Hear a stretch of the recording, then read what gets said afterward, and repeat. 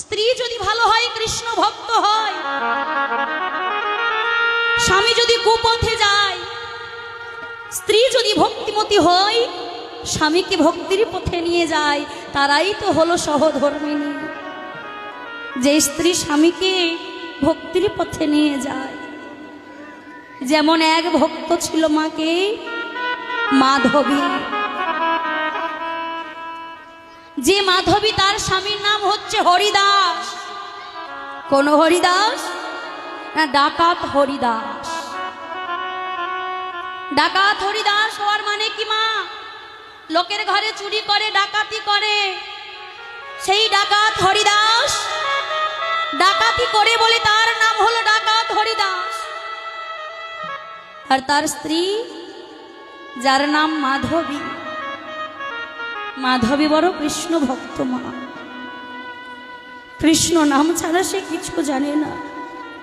ঘরের মধ্যে গিরিধারী পূজা করে, যেখানে হরিনাম সংকীর্তন হয়, যেখানে ভাগবত পাঠ হয়, ওই মাধবী ভাগবত অধ্যয়ন করতে যায়, ভাগবত শ্রবণ করতে যায়।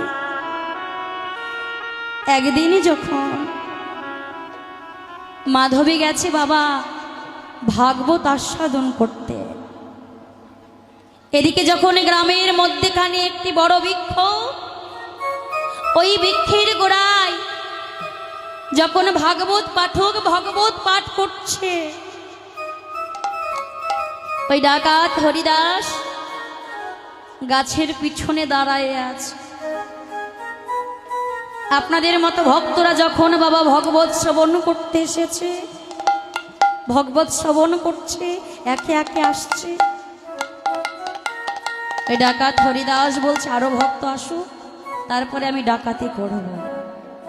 এখনো তো অনেক ভক্ত আসে নাই, অনেক ভক্ত একসঙ্গে একত্রিত হবে, আমি তারপরে ডাকাতি করব। যখন ভাগবত পাঠক আমার